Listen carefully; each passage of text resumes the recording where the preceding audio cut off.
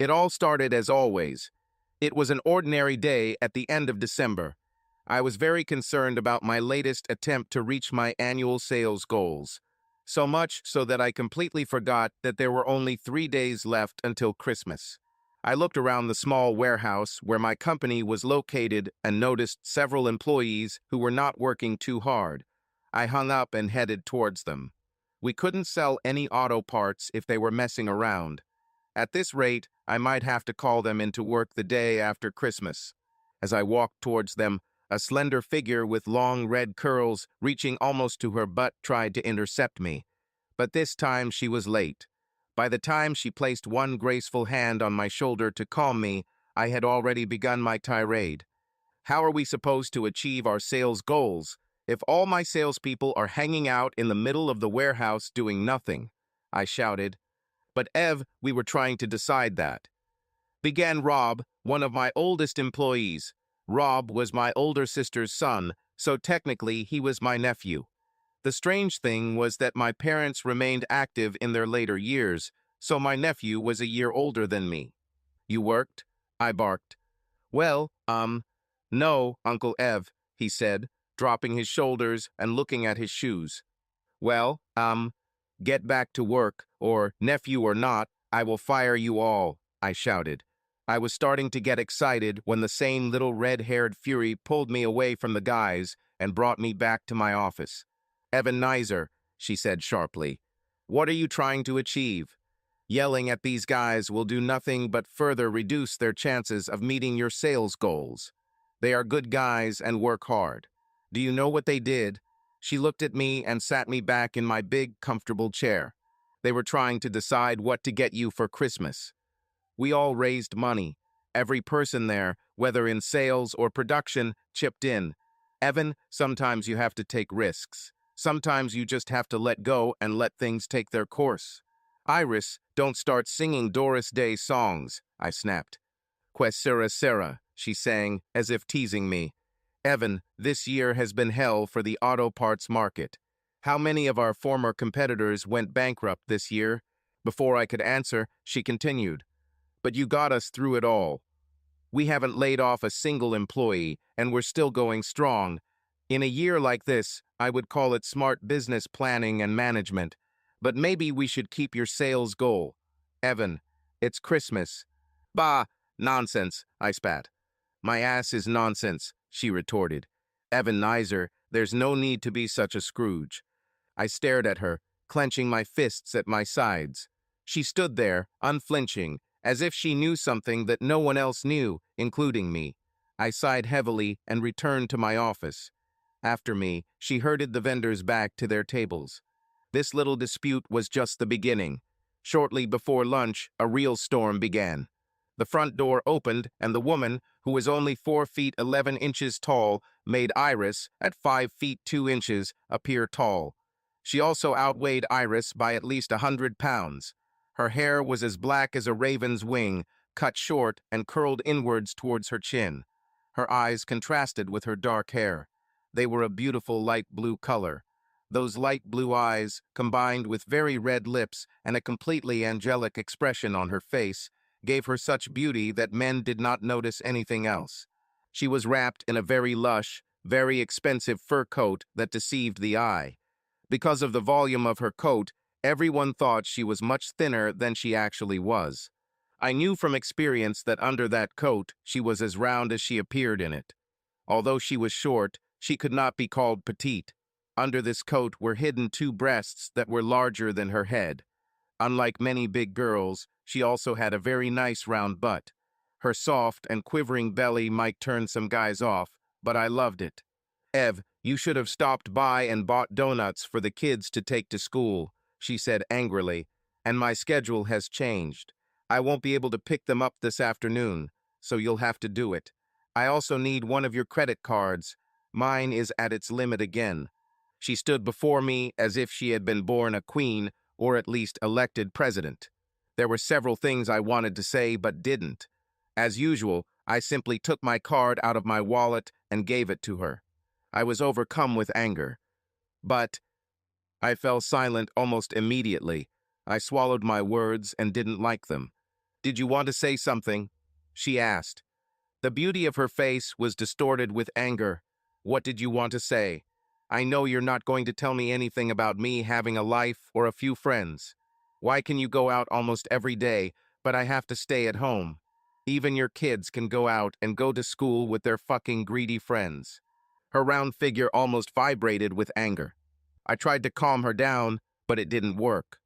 I didn't say anything, I muttered. Fuck you, Evan Nizer, she screamed at the top of her impressive lungs. No, I take it back.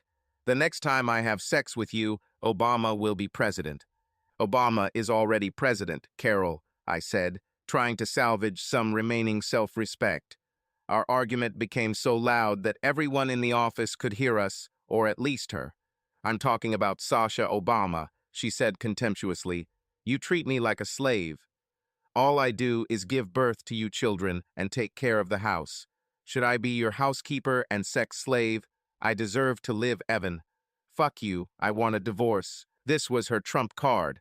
Every time we had a big fight, she always threatened me with divorce. The problem was that I loved her fat ass. I loved her so much that I couldn't imagine life without her. I also couldn't bear being separated from my children. Calm down, Carol, I said. Go and do your own thing with your friends. I'll pick up the children. And come in and buy them something for dinner so I don't have to cook, she said, turning to the door and putting on expensive designer sunglasses. As Carol left the building, I noticed some of the salespeople covering their faces or lowering their heads to hide their laughter at me. I even heard a few chuckles from the back of the room, which some of the braver ones didn't bother to hide. One of them, Greg Jenkins, didn't even try to hide the contempt in his voice. He can't boss this fat bitch around at home, so he takes it out on us here, he said. I looked back at the office and heard a crash, and then the sound of water. I saw Iris. Her face contorted with anger as she clutched the broken plastic glass of water. She broke the glass in her tiny hand and water spilled all over the table. I've always heard that redheads can be hot-tempered, but in the 5 years I've known Iris, this is the first time I've seen her lose her temper. She stormed into my office and slammed the door behind her before exploding. That fat bitch is not going to divorce you. She's too smart for that. She knows that no one in the world will want to see her. I'm tired of her treating you like. She paused and looked at me. Sorry, Evan, she said calmly. I just lost consciousness for a moment. This won't happen again. Please don't fire me. I love my job. Iris, I would never fire you for any reason, I said. Is this what you mean? She asked, smiling. I simply nodded. Iris, I need to get out of here for a while, I said. I need to calm down. If I'm not back by 2:30, could you pick up my kids? She asked, smiling again. Of course I love your children. She acted as if taking my children was some kind of honor and not just another task. I gently grabbed her shoulder, then grabbed her keys and headed for the door. On my way out, I avoided eye contact with the men in the office. Leaving the office, I walked through the workshop and several production areas. Several of my longtime co-workers waved to me. I waved back out of habit, trying to hide my anger until I was out of the building. I calmly walked to my Jeep Grand Cherokee and opened the door. I started the engine and turned up the volume on the stereo. My regular sports radio wasn't what I needed to listen to. Mike Valent's smug tone didn't help calm me down. I switched to my music collection and selected a soothing Gordon Lightfoot song. When I pulled out of the parking lot and just drove, I had no destination in mind. I just needed to get away from people. I was driving north on I-75 when I noticed a nearly blinding flash behind me. I recognized the front clip and the design on the headlight the same way most people recognize one of their children. It was a Mustang GT, and it went damn fast. Whoever the driver was, he had more courage than me. Not only had my own Mustang been put away for the winter for over a month, I never dreamed of driving it that fast on icy roads. I suspected that much sooner rather than later the guy would end up running off the road and into a ditch. The pony car had too much power to do much more than just spin the rear wheels and slide around in this mess. That's why I drove my Jeep in winter. Traction control can do a lot. The guy flew past me as if I was standing still. I didn't look at him as he rushed past me. He was walking too fast. Besides, I had to keep my eyes on the road. Even with four-wheel drive, Michigan roads can be dangerous in the winter. Black ice lurks beneath every inch of hard-packed snow, and before you know it, you could be losing control in the middle of traffic. It seems like every idiot on the road thinks he controls a car like Jimmy Johnson, when no one else can drive a damn thing. My prediction came true as if I were a psychic. The idiot driving that beautiful yellow fish Mustang's tail swung wildly as the overloaded rear wheels began to spin in the snowy mud. Adrenaline overflowed my body as I tried to react quickly enough to escape. I jerked the steering wheel to the side to avoid crashing into the rapidly spinning pony car, and I flew off the road. There was a flashing light as if my head had hit something, but I don't remember the airbag going off. Crap, I thought. Leave it to Chrysler to ruin the only good car they make. Now even Jeeps were unreliable. I couldn't believe my airbag had failed. Carol. From time to time, men need to be put in their place. My mini argument with my husband went as well as possible. It was all planned. I've heard that the best defense is a good offense. My dad told me this all the time, so if I wanted to go out and do something and didn't want to worry about Ev calling home and asking where I was, the best thing to do was just tell him I was leaving. And after getting upset about it and starting an argument, Ev just left me alone and never bothered me about it or brought it up again. Of course, I lied to him about where I was going and what I was going to do, but he didn't need to know that. I got back into my car and drove out of Eva's warehouse. I took my phone out of my purse and called a familiar number. I actually knew the number by heart. I didn't save it to my phone's memory in case Ev ever checked my phone. "I'll be there soon," I said. Then I hung up. 20 minutes later, I got out of the car and entered one of the largest hotels on the riverbank. I didn't need to check the room number. I pulled out my cell phone again and checked the message I had received about an hour ago. I went up to room 2112. I took the elevator to the 21st floor of a high-rise hotel. I looked back at the other people in the elevator and smiled at a couple of guys who were looking at me. When I got off the elevator, I knew the way to the room. I've been here many times before. I knocked on the door, and it opened almost immediately. A man who, at 30, was more than 10 years younger than me, opened it and pulled me inside. We made love. No matter how hard I tried, I couldn't, even at this time, get Evan out of my mind. I hated Evan as much as I loved him. As a child, I was always in my brother's shadow. Phil was smart. Phil was handsome. My parents always talked about Phil growing up to do great things. I was just a little fat girl in his shadow. When I became a teenager, my smart and brilliant brother entered the military academy. He did not want to go to war, and fortunately, it was peacetime. But the academy offered an education that could rival all the best universities in the country. They also offered an alumni network that reached through most of the largest corporations and most powerful industries around the world. Graduating from the military academy would guarantee my brother's future. Unfortunately, an unforeseen circumstance robbed the world and my parents of the person Phil could have become. He died during a peacetime exercise. Phil was taking a self-defense class when he was hit. It wasn't a very hard blow. This shouldn't have happened. Accident. He died immediately. The bright star of my parents' universe went out like a candle in the wind. They never recovered. The fact that they had a daughter who still needed them somehow couldn't cut through their sadness. I grew up in a house with 3 people that had nothing in common with the house where the family once lived. I'm not even sure my parents ever knew or cared about the hell I went through as a child. I've always been the heavier girl, but my breasts appeared very early and never seemed to stop growing. Children, especially in their teens, considered me more of an object of ridicule than someone they would consider dating. I've also been the butt of every fat joke known to man. After school, I had several dead-end jobs. I didn't actually have sex until I was 22. I don't think he even knew what my face looked like. All he cared about were my breasts. I endured this existence, continuing to live in my parents' house. By the age of 24, I had not yet been in any relationship. I had sex a few times, and I didn't think there was anything special about sex. Most men who wanted me just wanted my breasts. Then Evan showed up. He just started his business. He only had 1 or 2 employees and rented space in the back of someone else's store. But his look told me that he would do great things. I worked as a waitress at a Greasy Spoon near where he rented space. The first time he came here, it was only because the restaurant where he usually dined was full. After that, he kept coming back.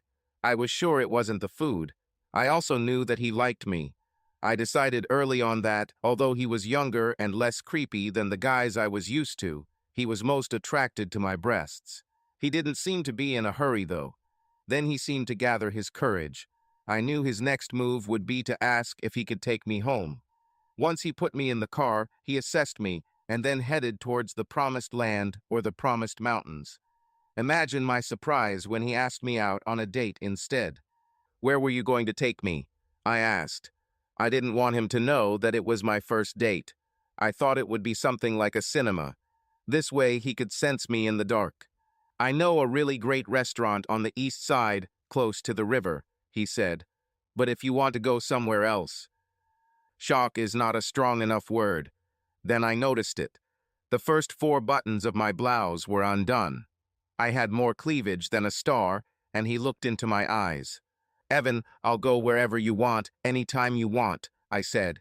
From that moment on, I was Evan's property, and he took very good care of me. I fell in love with the way Evan made me feel. Many other guys looked at me and saw a fat girl with huge breasts.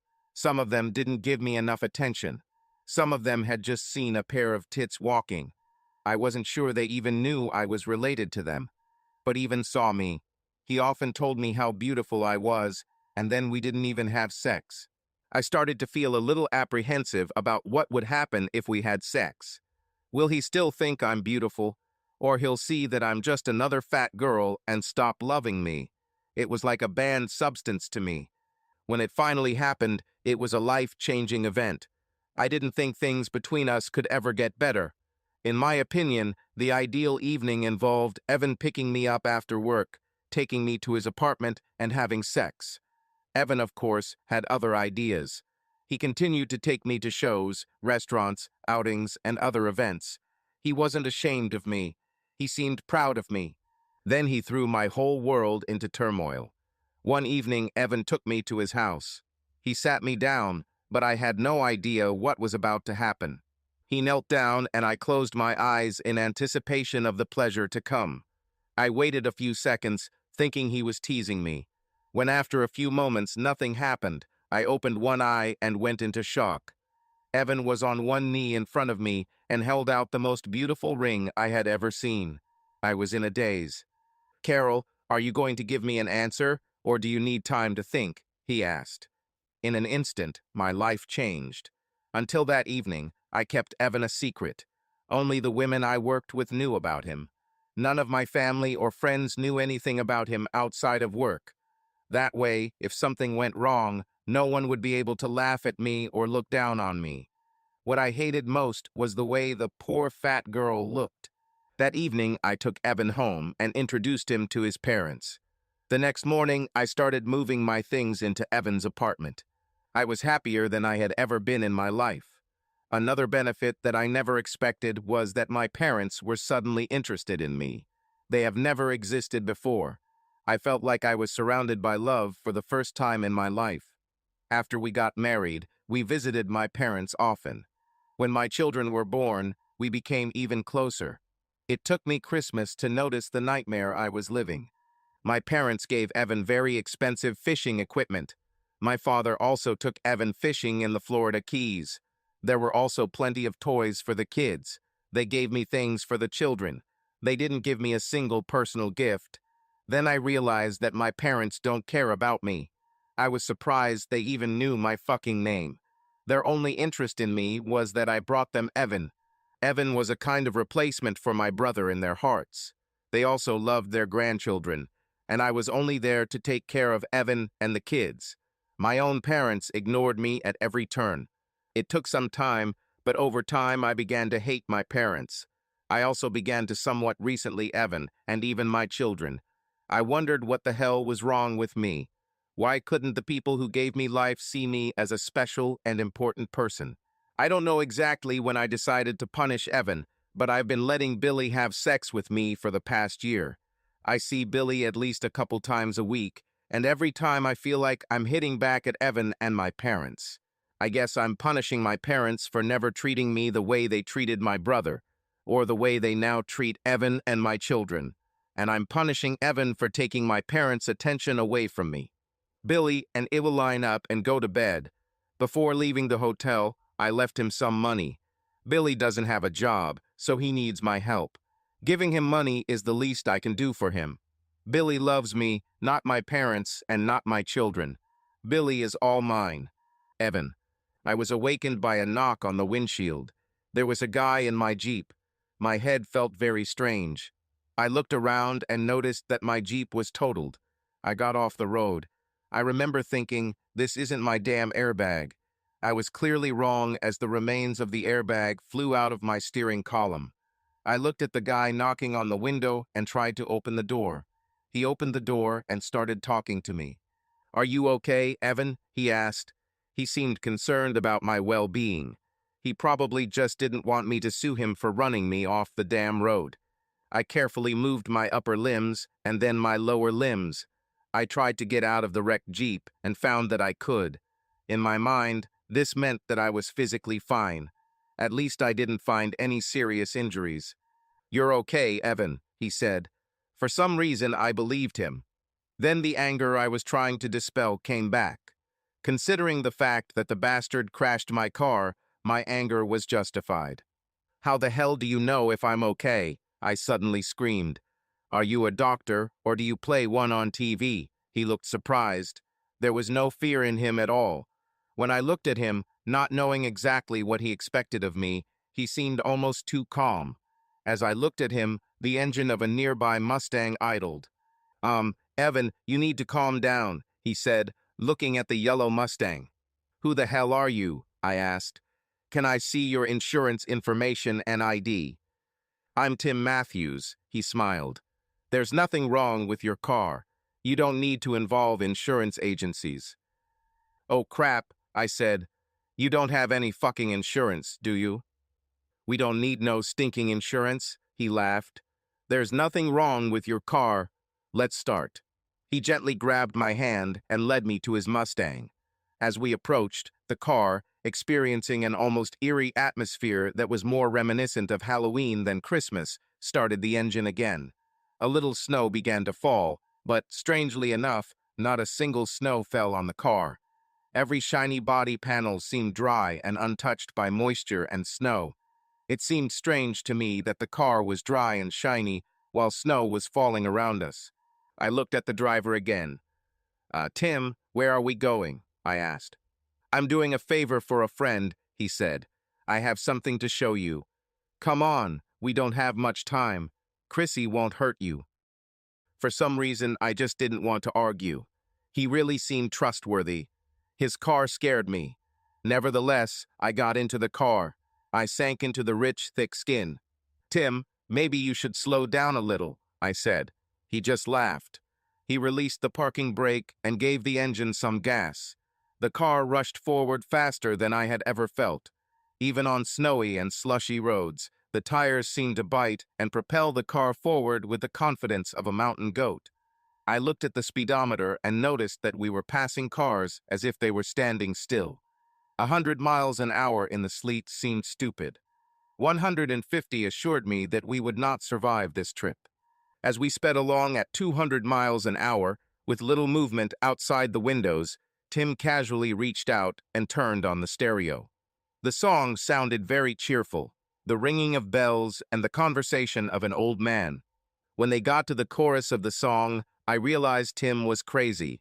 The song was called "You're Gonna Get Nothing for Christmas," and Tom laughed maniacally every time the chorus came on. As soon as the song ended, Tim stopped the car and we got out. I recognized this place. It was my old apartment building. "I lived here," I said.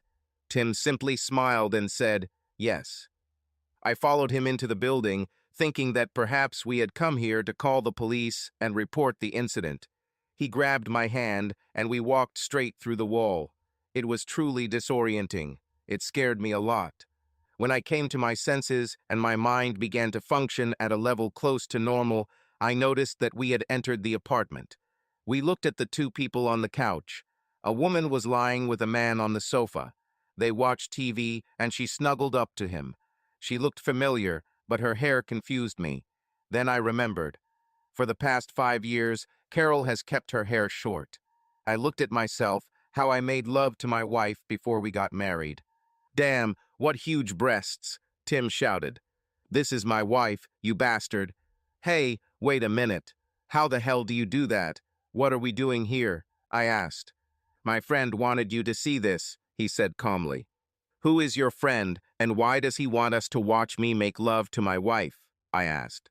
"My friend calls himself the ghost of Christmas past," Tim said, "and I think you should understand something by looking at this." "Stop staring at my wife's breasts," I barked.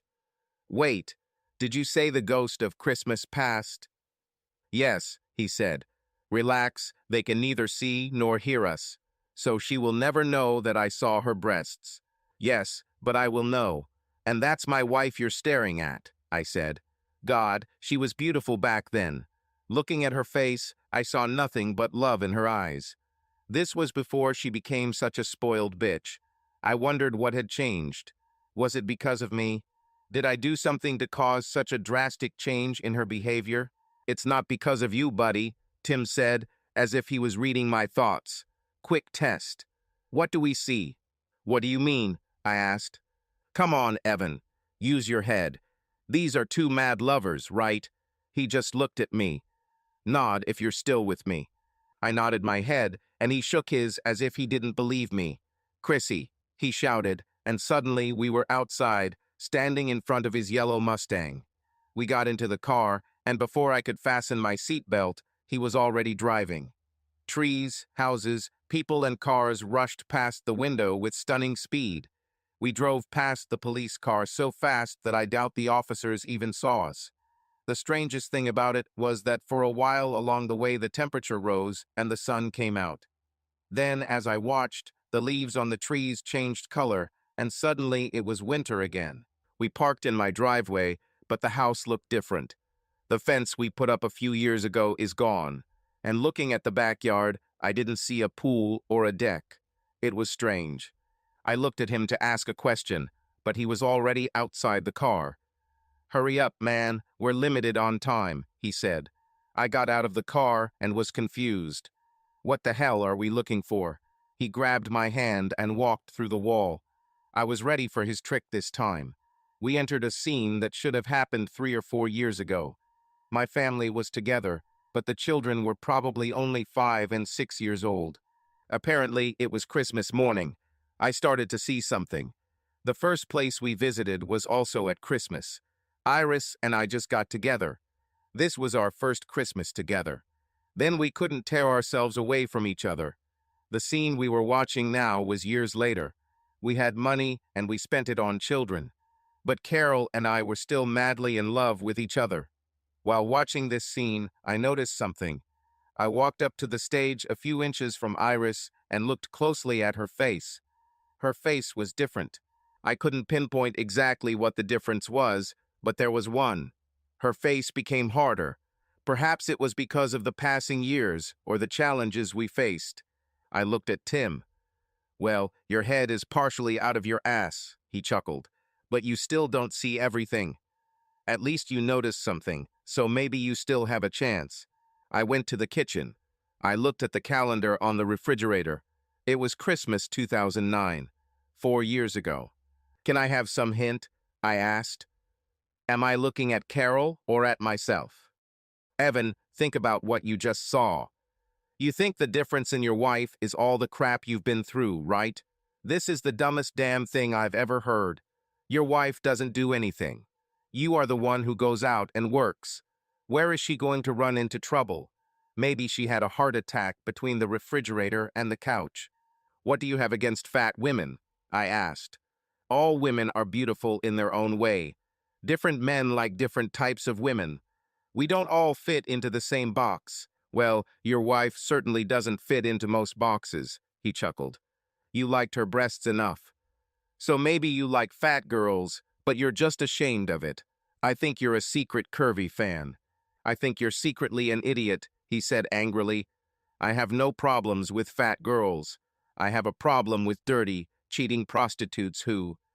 He slammed his hand over his mouth as if he had said too much. Are you saying that? I began. He grabbed my hand and walked back through the wall. Tim, since you've already started this, you should. My time is up, buddy, he said. See you. He jumped into the yellow Mustang and started the engine. I stood in front of the car, confident that he would not run into me. He revved the engine several times. I involuntarily retreated. My conviction that he would not run over me was quickly disappearing. I could imagine the headlines in the local newspapers. Businessman and father shot to death 3 days before Christmas. Left behind. Suddenly, I stopped. What would I leave? The car lurched forward and sped down the road almost too fast to see. The car went right through me. See you later, Tim shouted, leaving no doubt that we would meet again. I was standing in the middle of the street in front of my house. But this was my home 4 years ago. I watched my wife and I leave the house with the kids and get into my old car and drive away. I walked within inches of myself. All sorts of strange thoughts were running through my head. I couldn't help but think of a theory from all the science fiction movies I'd seen that two versions of the same person couldn't exist in the same time and place without destroying the fabric of space-time. "Oh God, do you really believe this?" asked a voice behind me. I turned around quickly to see who said it. It was a woman. She took my breath away. She was very small, but very beautiful. She had olive skin and long, thick, wavy black hair that seemed alive. Her dark eyes laughed, but there was pain and sadness in her overall expression. The contrast between these two extremes only enhanced her beauty and the sense of mystery around her. Unlike my wife, this woman was almost flat, but somehow that didn't matter at all. Her full lips and her star-like butt caught my attention. She looked at me, and it seemed like she could read my thoughts too. "A couple of years ago, I would have let you," she said sadly. Her voice sounded like cigarettes and too many nights spent doing really dirty things. "And once you tried it, you'd be hooked. I would force you to satisfy my desires every time I wanted it, and sometimes even when I didn't want it. But this is precisely what condemned me to the hell in which I am now. I try my best to be the woman I should be." She took a deep breath and paused. Pain appeared in her eyes again. "Besides, even if I let you here and now, we would both regret it almost immediately after.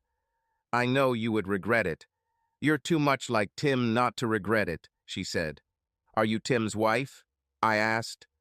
"Are you the Chrissy he called?" "Wrong Tim," she said. "And Chrissy is not his wife. Chrissy is a machine. My Tim is a different story. Besides, this story is all about you. I think we're all trying to help you as atonement for some of the bad things we've done. Or perhaps, in Tim's case, it was his machine that did the bad things." "You know, I'm pretty tired of this," I said. "Why does everyone seem to know everything about me, but I don't know anything about you or why any of this is happening?" "My name is Ivy," she said. "I'm a really angry woman. All my life I have had uncontrollable desires. I let them get between me and what I wanted most in life, and now I have to suffer for it." "You really look like someone who is suffering," I said sarcastically. "Evan, I've been with a lot of men, more than I can count or remember. I had 6 children with at least 5 different men, and I lost another child during pregnancy. Through all this, I have only been in love once in my life. I broke this poor man's heart twice, and it could have been even worse. I cheated on him many times, but he only caught me twice. He eventually married my daughter and gave her 2 children. My daughter died, and now I live with him again to help raise my grandchildren as well as my 3 youngest children. I know this is my last chance with him, and I swear I will never do this again. I haven't had sex in 3 years, but he still barely talks to me. I hope that by helping you, I will receive some karmic benefit. So I'm an open book. Ask me anything," she said. Why am I here? I asked. It's pretty easy, she said. Someone who loves you made a wish. True love is a very powerful thing. I should know. Just one touch from her enriched, and at the same time destroyed my life. So Carol made a wish for me, I asked. She really didn't have to do that. There's nothing I wouldn't. She put a finger to my lips, silencing me. My lips trembled at her touch. Darling, this train has left, she whispered. Let's not go back. Remember what you have already learned. Yes, Tim blurted out that Carol might be. I began before she interrupted me again. Evan, how did you feel when he said that? She asked. He told you too soon, but did you think he was lying? I just looked at her. Then she took my hand and led me through the wall of the house again. This place is as suitable as any other, she said. She plopped down on the sofa and motioned for me to sit next to her. Who are you? I asked. Why did you die? Because you feel guilty about what you did. She laughed then, and her laughter filled the room. He was musical and made me want her even more. Why me what? She asked. Why did you die? I asked. All these ghosts help me see some aspect of what they want to show me. I assumed Tim died in a car accident. He's driving that car too fast. Evan, Tim and I are still alive. He has a wife and child out there somewhere. He never stops talking about them. I already told you. We simply help for karmic benefits. We both feel bad about certain aspects of our lives. It's the holiday season, Evan. Tim and I are just helping. There are many people who go through hell during the holidays. They need all the help they can get. So you do all this. I began in shock, just hoping for a chance to show the person I love that I'm worthy of another chance, she said. So can we move on to your place now? I nodded and sat down next to her. The large TV screen in front of us suddenly turned on. Evan, what you're about to see will probably be painful. But I want you to know that this is good pain. This is cleansing pain. My Tim did it himself once. He went through it all alone. You have me by your side. And Evan, it's going to take a while to get over this. But in the end, you'll be much happier than you ever thought you could be. She took my hand, and we sat on the sofa in front of the TV, which displayed a blank screen. Then an image appeared, and she was right, it hurt. I was looking at the office of my business. I saw the scene that happened just an hour ago. I didn't realize it, but somehow I became a grumpy, stingy old man. I wondered what happened to that man who once swore that any business he ran would always be a fun place to work. Have I really become this person who yells at all my employees? Was money really that important? I had more than enough to live on, and my children would never have to suffer. They would always have everything they wanted, so why did we need more? Was it really money that was driving me or something else? I've seen them all. I saw my nephew Bob Cratchit. Hell, in addition to being one of my best employees, Rob was family. I should have made him my assistant manager years ago. And I saw Iris. I always saw Iris. As usual, she tried to calm me down. Iris always tried to relax me and make me have more fun. She was by my side no matter what happened. I need to be a better boss. I need to be a better friend to all of them. They are as important to the success of my company as I am. And then Carol came. She humiliated me in front of my employees. Every year she became more and more spoiled. She spent more and more money, and most of the purchases were so stupid and useless that I even stopped tracking them. I finally looked at the expression on her face when she spoke to me. Now I understood what time was trying to show me. Carol looked at me not with the love that I had seen in her eyes when we were younger, but with hatred or even contempt. I wondered when this happened. I couldn't figure out what I could do to make her treat me this way. I loved her with all my heart. I never cheated on her. I just couldn't understand why she was so angry with me, but it hurt me greatly. I instinctively squeezed Ivy's hand that I was holding. "Oh, this will be harder than I thought," she said. "Well, you said it would hurt," I said. "Yes, but it wasn't the pain I was talking about," she said. She comes further. I wondered how they got this video. How was this recorded? I watched Carol walk into one of the largest hotels in our city. She didn't try to hide anything. She stopped at an ATM along the way to withdraw cash from my credit card. She didn't even knock. She simply walked to the door, and it was immediately opened. Some guy I've never seen before. They had sex. The strange thing was that Ivy pointed out one point to me. Carol placed a small frame with a photo of me on the bedside table while they had sex. I couldn't understand why she did this. I was sure that in some way this meant that she still loved me and was forced to do it. "Evan, don't be stupid," Ivy said next to me. "You're just jealous," I said. "You're jealous because I'm ready to forgive Carol, and the guy you're living with isn't giving you a second chance." My words touched her deeply, and I felt bad when I saw a tear rolling down her cheek. I immediately regretted what I said, because, in their own way, all these people were really trying to help me. "It's okay, Evan," she said. "I know that when you love someone so much, it is very difficult to let go. Perhaps my time never felt the same way about me, so it was easy for him to just leave me twice. I think in our relationship, despite all my shortcomings, I loved him more. I know that no matter what he did, I could never give up. So you continue to love this woman of easy virtue, no matter how much she humiliates you, no matter what she does. You hold on to the hope that someday she will become worthy of what you give her." "Well, your boys are already outside," she said, still wiping away tears. "I'm sorry I let you down, Evan.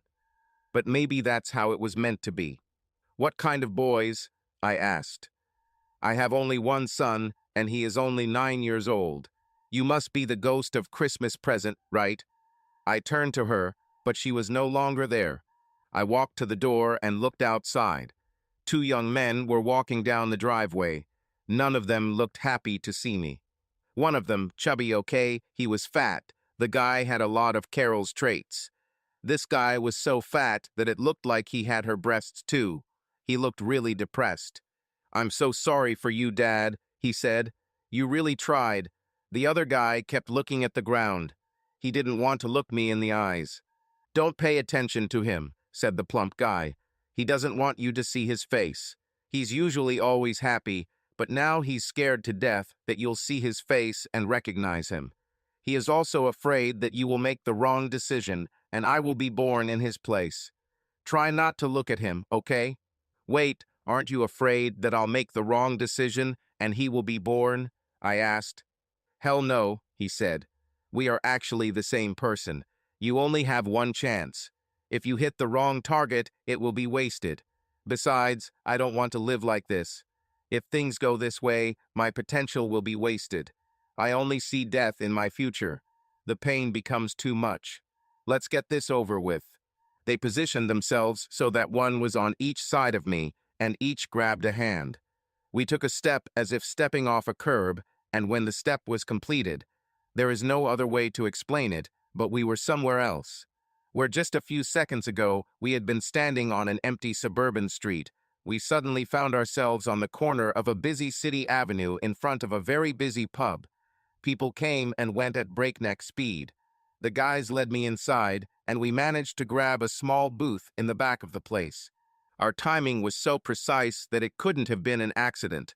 As soon as the couple left the booth, we immediately occupied it. The plump guy began to actively call the waitress. She met his gaze and nodded. Then she raised one finger. "We won't be here long enough to order anything," said the slimmer of the two guys. "I know," the plump guy said sharply. "I did it so we wouldn't be disturbed. The easiest way to keep the waiter from approaching you is to pretend that you are desperate for service. This works with waitresses too." Then he pointed to the table to our left. It didn't make sense. But the plump guy was sitting at the table, hidden from view. "This is—" I began. "Yes, it's me," said the plump guy. "But you look terrible," I said. "You look like— It's like I'm trying all the illegal substances and everything else to kill myself." He blurted out. "You're smarter than you look, Dad." "Come on, we have to go," said the slimmer one, as the version of the chubby guy we were looking at stood up and staggered out of the tavern. We followed him. He staggered in his drunkenness right into the traffic and almost caused an accident, but remained unharmed. A few blocks later, he practically crawled into the driveway of the same house we had just left. I don't know how many years we moved forward, but the house was no longer well maintained. The guys took my hands again, and as I expected, we walked straight through the wall. Inside, the house seemed even darker and more depressing. The house has been refurbished and has all the modern conveniences possible. There were things there that I didn't recognize. They must have been products of the future. I saw myself again. This time I sat at the table with Carol. Her beauty has disappeared. She had at least 3 chins. She wasn't much fuller around the waist than she is nowadays, but somehow she didn't wear it as well. "Do you want to talk about this before your son comes home?" she asked. "Carol, you know he's not my son," I said. "You're the only father he knows," she sobbed. "Don't take it away. He has it. Carol, he is an adult and not stupid. I think he always wondered why he wasn't like his older brother and sister. If anyone deprived him of something, it was you. You sucked all the joy out of our lives," I heard myself say. "It was a mistake," she sobbed, "and you can't let it go." "Why should I?" I asked. "I'm not as stupid as I was when I was young. I forgave you the first time, and what did that give us? You forgave me, but you never trusted me again," she said. "I know you tried, but even what I always counted on, your boundless love, I destroyed even that. It was subtle. You started spending more time at work. It seemed like you were always working. You doubled the number of hours you spent there. And on weekends you were always busy with the children. You 3 did things without me. Even when I was invited, I did not feel comfortable. It seemed that you pushed me into a second betrayal." "Are you trying to blame me for what you did?" I shouted. "It wasn't me who couldn't keep my legs together. And I forgave you. When you got pregnant, even though our sex life had all but disappeared, I went for it. I did the same things as with other births. I fell in love with you again. I saw this as a sign that it was time to leave the past behind." Carol began to cry. "I swear I thought he was yours," she sobbed. "I thought pregnancy would take us back to what we were. I didn't think it would ruin our lives. If I had known this, I would not have given birth to him." "So you would cover up your betrayal by killing an innocent child?" I asked. "He would be better," she cried. "We would all be better off. The worst moment of my life was when my 12-year-old daughter looked at her little brother and said, 'He's nothing like us. He's more like a cousin than a brother.' She said what all the adults were thinking. You did your best, Evan. But you still treated him differently. You bought him the same amount of things and never separated him. But there was just a difference. Hell, I blamed him for not sleeping together after he was born. I'm not even talking about sex. It almost disappeared after the first time. But after he was born, you didn't even sleep in the same room as me. And everything changed. It seemed like you didn't love me anymore, not that you didn't like me. When we were together, I thought that you were created by God, especially for me. I know what I look like. I wasn't every girl, but I was yours. The first year we were together, I had to be very careful with what I wore. All it took was a hint of cleavage or a dirty joke, and we'd have sex. I missed that." Her voice trembled. "Now I can walk around the house almost naked, and all you say is, 'Aren't you cold?' I'm sure you have someone, I just don't know who, and don't I deserve this?" I asked. "Don't I deserve a little happiness too? This conversation will lead nowhere. Raising the past only fuels old wounds. I'm leaving for the weekend. The conversation is over." "But Evan, it's Christmas," she wailed. "Do you want the children to know that their father went to some prostitute instead of spending Christmas with his family?" "I think the children won't care," I answered sharply. "God knows they're used to it. I remember you sneaked out a few times at Christmas too. Now I wonder why I put up with it. Probably because I loved you so much and never thought you'd go off to cheat with someone on Christmas. What a fool I was. I deserve to be punished, Evan." "But they don't. What if children come with their families?" she asked. "How can I tell them where you are?" And the other me, stood up then. He walked up to the table and looked deep into the eyes of the woman he once loved. "There's no point in lying to you," he said. "Carol, the children won't come here. We, we will all be celebrating Christmas at our daughter's house. Her eyes filled with sadness and shock. Without me? She asked. Carol, apparently your parents told the kids something before they died last year. Sandy and Junior are really mad at you right now. They need time to come to their senses. Time? You mean, how are you? She asked. My own children hate me so much that they don't want to spend Christmas with me. Apparently, they hate me too, said the fat guy, coming around the corner. He looked at both of them, then ran upstairs. Future versions of Carol and I were stunned. A few seconds later, a shot was heard. The two boys grabbed my hands again and stepped back through the walls. Do you see how sad my life is? Said the fat guy. It's only getting worse.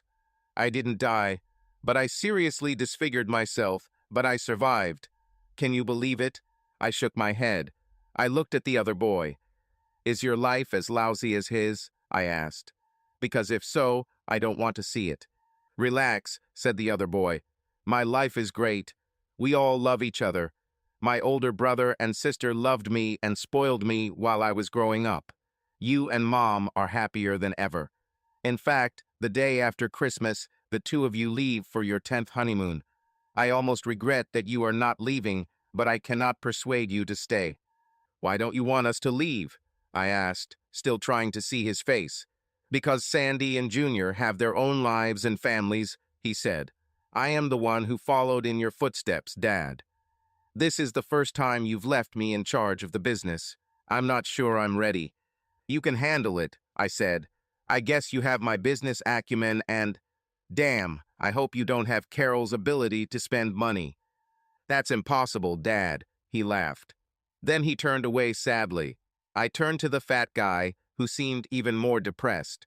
What did I say? I asked. Well, you probably already guessed that I'm not your biological son, right? He asked. I nodded. Apparently, Carol cheated on me even later in life, and he was a result of that. This made me wonder if I should forgive her. Oh, I said sadly. I felt sorry for the fat guy, but I liked the other one. Although we only exchanged a few words, there was an instant connection between us. I guess I'm not his father either, huh? I asked. Oh, you're his father, the fat guy said, smiling. You are his 100% biological father. He's your copy. So he's like my other two children, I asked. Are his features a combination of mine and Carol's? Well, you guessed half of it, said the fat guy. I think that's why he's so sad. Our time is almost up, and it seems we haven't been able to change your mind. Perhaps I will become one after all. Dad, apparently this decision remains yours. Please follow your heart and make the best decision for yourself. For the first time, be a little selfish. Make the best decision for yourself and everything will be fine. As he spoke, he and the other boy began to disappear, returning to where they came from. As they began to fade, I finally saw the other boy's face. He really looked like me, but he also looked like someone else. It definitely wasn't Carol, however. I wondered what this could mean. Hey, I shouted. How can I get back to where I came from? For a moment, there was only silence. Then I heard it. The sound became louder every second. I knew this sound well. It was the sound of a modified 5.0-liter engine boosted by a huge supercharger. Its power was transmitted through an exhaust system that must have been forged in the fires of hell. I quickly jumped onto the sidewalk and took a few steps back. I didn't want to be an easy target. I was sure that this machine hated me. I looked along the road. At first, I didn't see anything.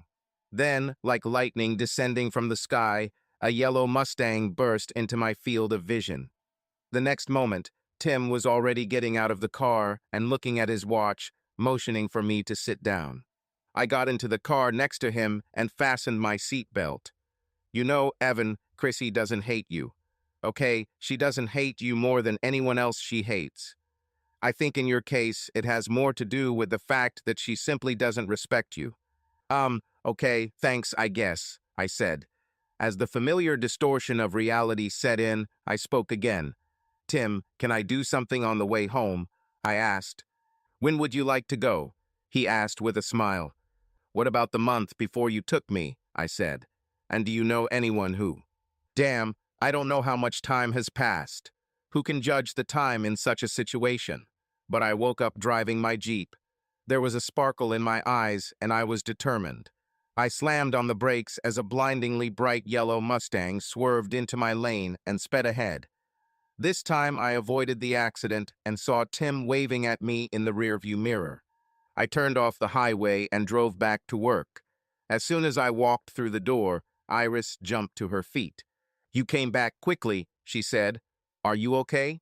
"Iris West, you worry too much about me," I said with a smile.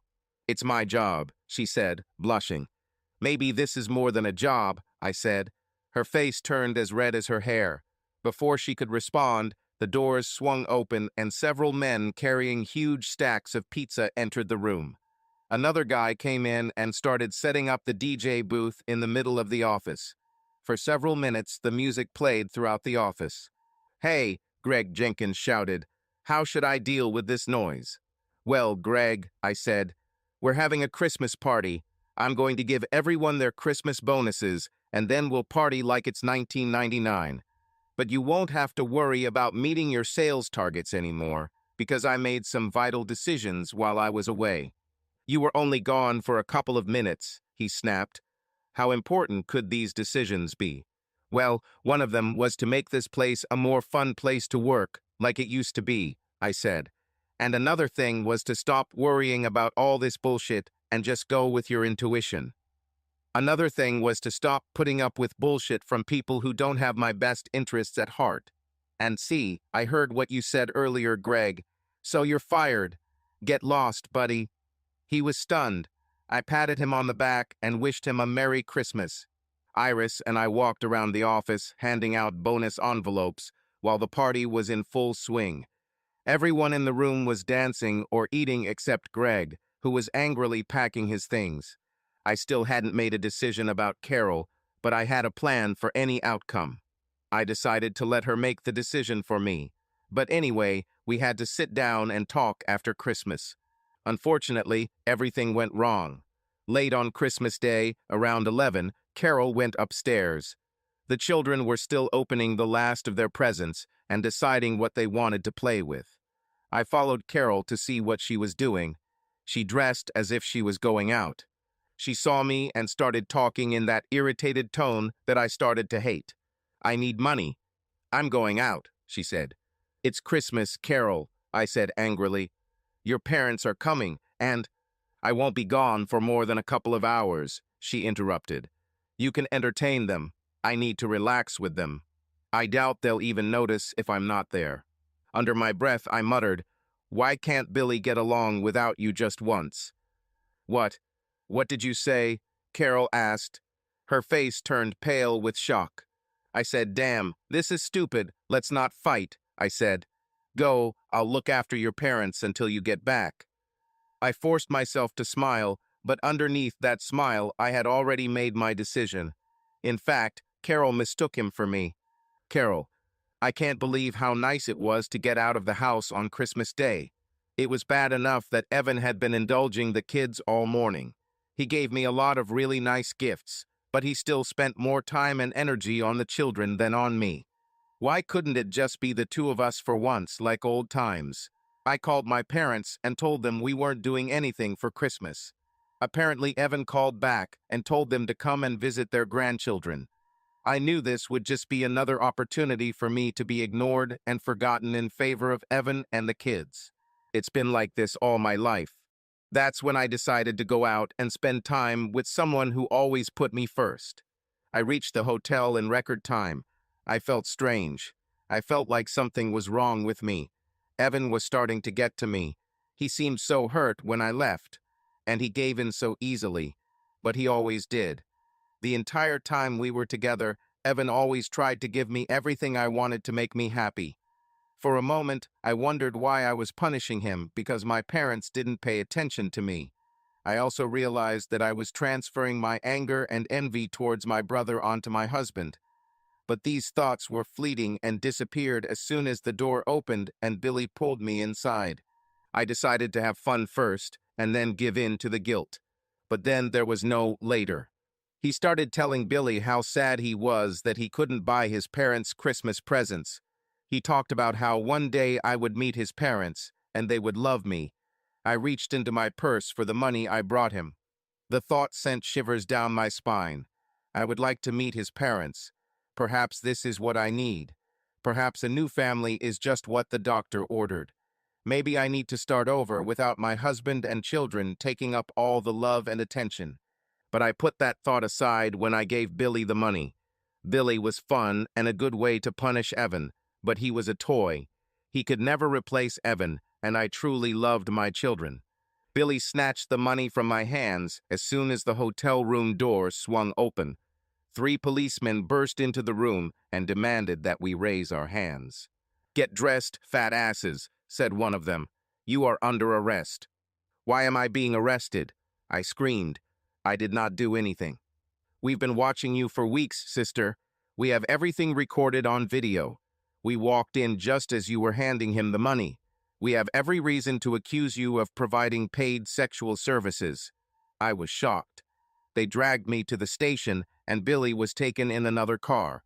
I think they did this to make sure that we wouldn't have a chance to agree on a joint version of events. I was put in a cell with a bunch of dirty, smelly, rude women. I moved to one of the corners of the cell and tried my best not to start crying. I was allowed to make one call. I didn't dare call Evan, so I called one of my friends. Her husband would never let her leave his family for Christmas. I was told that I could make another call the next day. I'll probably be released on bail the next morning, but since it's Christmas, I might be stuck here until the judge shows up.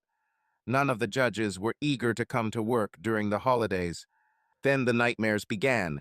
My assigned attorney has already met with the assistant district attorney who will be prosecuting my case. He was tough, trying to make a name for himself. I tried to explain that I didn't pay for sex. I explained to them that Billy and I were lovers. I said I was having an affair and I just gave Billy money as a gift. It had nothing to do with sex. "So you give him money every time you have sex?" asked the assistant district attorney. "I think so," I said. "Sounds like sex for money to me," he said.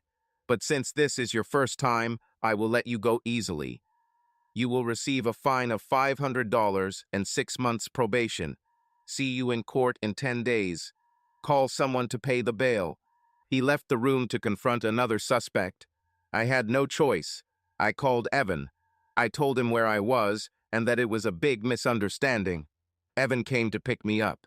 When I was released, I was taken to a large room where the person posting the bail could pay the fine and then take you home. It was the worst moment of my life. Not only was Evan there, but the assistant district attorney told him about the case. My father was with Evan. Both looked at me with disgust. Then the worst happened. I saw Billy come out, and a woman about my age walked up to him and slapped him. She looked at me and started laughing. "Did you cheat on me with this?" She laughed. "Well, honey, he's all yours. I'm done with him. First thing tomorrow, I'll file for divorce. I hope you can take care of him. He never had a job the entire time we were together."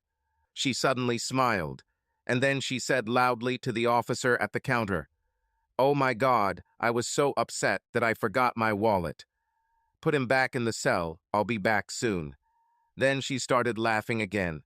Even I realized that she would not return. Apparently Billy understood too.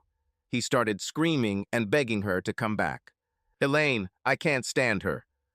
"I only did it for the money," he shouted. "She means nothing to me." "Then we are getting divorced in vain," she said.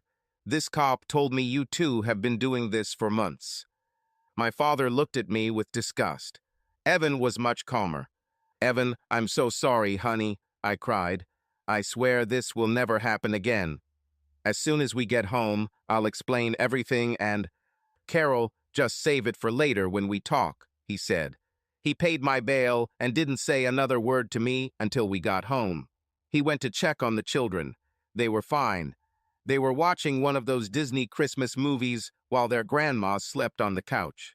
"I'll put the kids to bed and—" I began. "I'll take care of it," he said. "You don't have much time." "Not much time for what?" I asked. "To pack," he said. You are going with your parents. We're done. What do you mean, are we done? I asked. He just left. I tried to call him every day, and he never picked up. My parents came to visit their grandchildren, and I was allowed to see them too, but even left the house during our visit. The day before the trial, I finally got to meet Evan. I put on the sexiest thing I owned, and I could tell by the way his eyes nearly popped out of their sockets that he still wanted me. Evan, honey, what do I need to do to convince you that I'm truly sorry? I asked. Carol, I believe you, he said. You don't have to do anything to convince me. Now let's move on to the divorce. I was shocked. I didn't want a divorce. I was sure that my parents forced him to do this. I ran out of the house. There was no way I would even discuss divorce. Apparently, this was all part of Evan's plan, because he never tried to call me or anything again. The next day in court, I learned that in addition to the charges of providing paid sexual services, Evan was suing me for fraud. The judge essentially agreed with the assistant district attorney on the charges, but he also put me on the sex offenders list. I felt Evan's influence in this. I found myself divorced and penniless in less than 3 months. There is a law in our state that if you have committed a crime against your spouse, he can get a divorce almost immediately. The law was passed to help abused women, but Evan's lawyer used the rule like a virtuoso.